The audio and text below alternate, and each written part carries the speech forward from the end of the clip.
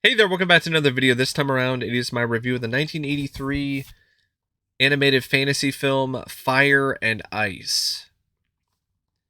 Now, Fire and Ice to me personally is an underrated gem. This is a film that doesn't get talked about enough for me. I think that this is a movie that is one of the finest fantasy films out there. It's epic, it's enjoyable to watch, it creates a very fantastic aesthetic, and it's one of those movies that really does embody everything that I love about the fantasy genre, in particular the subgenre of sword and sorcery. It's directed by Ralph Bakshi, who prior to this did American Pop and The Lord of the Rings and Wizards. And I would say this is his finest and just most fantastic fantasy film. I think that this is the peak of his foray into that genre. And in large parts because at this point in time, he had really perfected how to shoot the film for rotoscoping, which is the form of animation that Bakshi chose to use for this film because it creates a much more fluid style or look to the animation because of the fact that it's tied together with live actors. And he had worked with that form of animation with Wizards and with Lord of the Rings. But with this film, you can tell that he's had more stabs at it and more practice. And that leads to some really stellar results. From just a lot of scenes that he shot in a soundstage with barely any sets or anything in terms of props, just a bare minimum, just in order to get the movement right and to get all the beats together when it comes to the various different sequences that were to be rotoscoped in. And he didn't do a lot of the animating. That was actually done by a lot of other people who were part of the animation team. So he really focused more on directing. And since he directed a lot of stuff with live actors and with particular setups, despite the fact that it was a bare warehouse setting, essentially, with maybe scaffolding or two. But because of the fact that he directed those sequences the way that he did, it really does add a certain dynamic to the film when it comes to the way the animation flows, from the way the sequences are structured visually. It really does have a much more cinematic look and feel to it because of the fact that he's shooting these scenes as if he's shooting a live action film. And then the animators come in and they're the ones that add their own touches to it. They're the ones that make these bare scaffoldings and all these other uh, really limited props and stuff like that and turn them into something truly fantastic. And I think he did a really great job getting consistently good performances out of his live action actors. You don't have people doing way too much histrionics, moving their arms around too much, overacting, trying to overdo it for the camera. That doesn't happen here. Everything is more measured, everything is more effective, and it just makes the animation with the rotoscoping all the more impressive to watch because of the fact that you have it coupled together with some legitimately good physical performances or just good performances in general by the actors who are playing the characters in this film. And Bakshi also at this point, I mean, he was a veteran of the animation industry. He was a veteran of directing animation. So he had a certain flair and a certain feel for things that was definitely present here with some really impressive sweeping shots where the camera pans and flows and moves around with the heroes or with the action or the villains. And it was just a really impressive film to me when it comes to the direction by Ralph Bakshi. The action sequences, the fights, everything felt very visceral and very real, and it's just an epic film. It really is. Peter Chung, he worked on the film as a layout artist, and then after this, he would go on to do Aeon Flux, as well as other animated projects. The film also features, in my opinion, a really good script by Jerry Conway and Roy Thomas, who were well known for writing a lot of comic books. And that's where you get this whole feel of this film feeling like it's just a comic that's come to life before your very eyes. Like it's an 80s Conan the Barbarian comic or Cole the Conqueror or something like that. And I'm not 100% sure if they wrote any of those comics, but part of me is thinking they might have. And I know for some critics, they didn't like that about the movie. They felt that the fact that it felt like a comic book come to life was a negative because they just assumed that it didn't have a plot because the plot was rather simple and straightforward. It dealt with uh, this villain, Necron, and his mother who want to take over Firekeep. And the king of Firekeep, Gerald, refuses to surrender. So Necron sends his dogs, his men, to take his daughter Tigra. But actually, it's actually not Necron. It's his mother, the Ice Queen. So the Ice Queen, Juliana, makes the orders, and Necron's men kidnap Tigra. Tigra then escapes, but then comes into contact with this warrior named Larn, who has a connection with Necron because Necron used his ice powers to kill his family and destroy his village. And the two get separated. She gets kidnapped again. Larn then meets with a warrior named Darkwolf, and Larn and Darkwolf then team up together to rescue the princess, destroy Necron, and save the kingdom. And that's it. That's really what the plot is. It's simple, it's straightforward, just like your average issue or possibly even a two-parter of a fantasy comic from the time. And I don't think that's really a problem. I think for what this film is, that works. It's effective.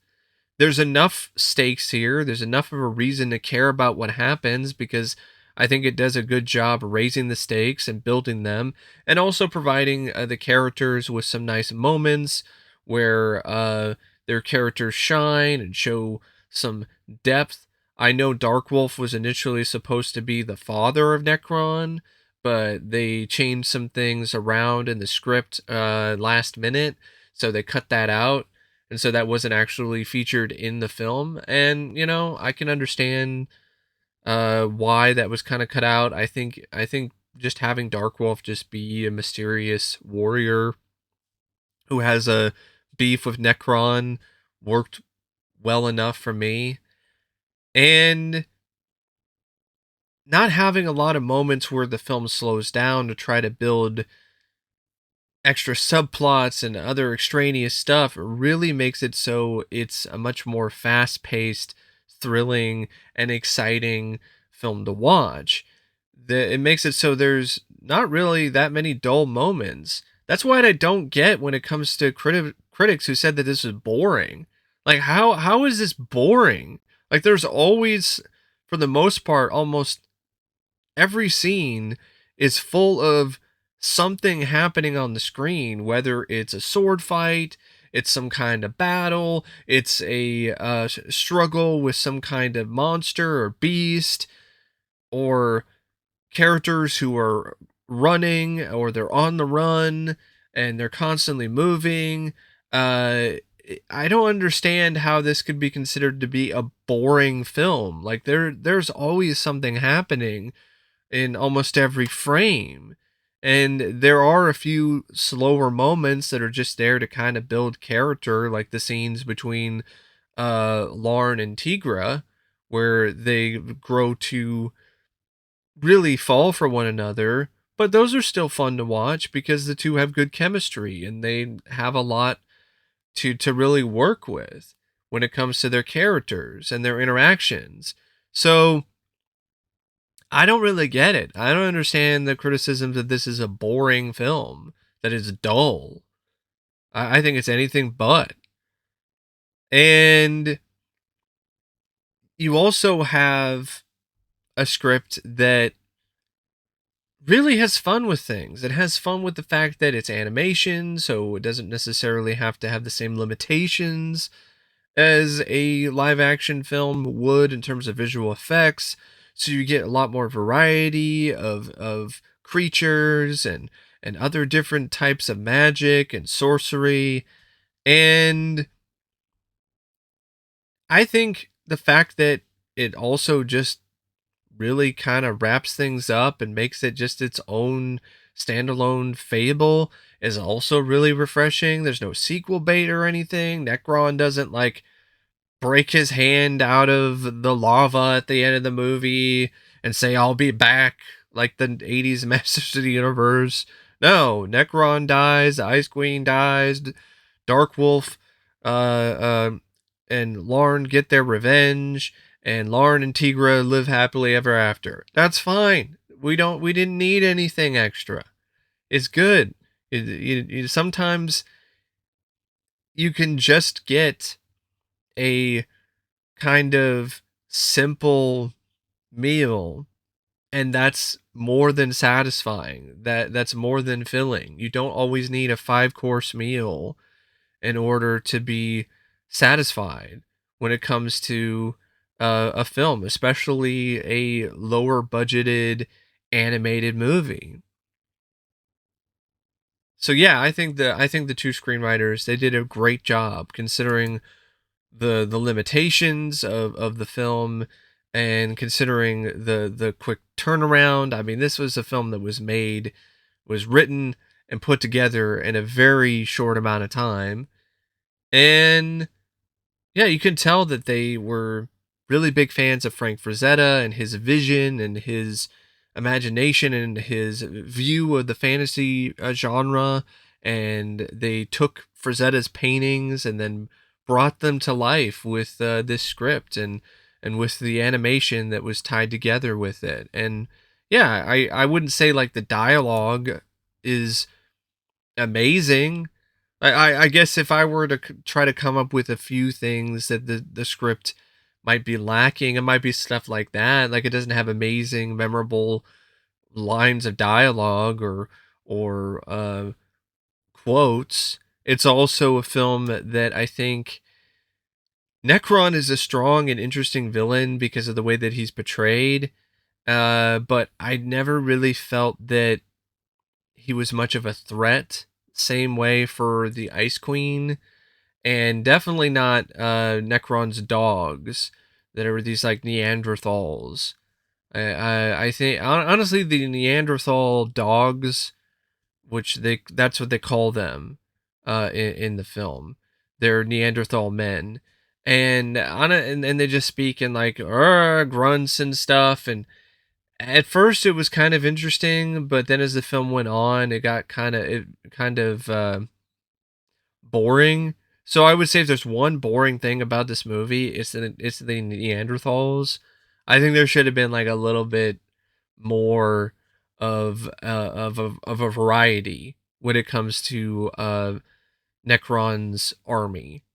Maybe some different kind of enemy, maybe enemies with some different types of skill, something like that to kind of break up the monotony of the Neanderthals. But other than that, I don't really have much problems with this script. I even really like the climax. I like how Dark Wolf is kind of out of the picture for a little bit, and then Lorne is trying to hold his own and do what he can to rescue Tigra, and then Dark Wolf returns in triumphant fashion. I like that he's able to resist Necron's magic and take him out. And I love the stuff with the flying dragons at the end, and I like the fact that fire does actually meet ice because the King of Firekeep unleashes a torrent of lava to burn down Necron's uh, ice.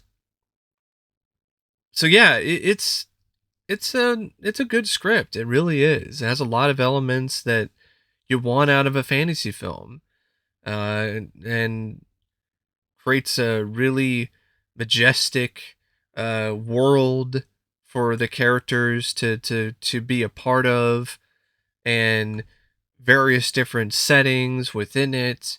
And yeah, I think it's really one of the best fantasy films. I really do feel that way about Fire and Ice.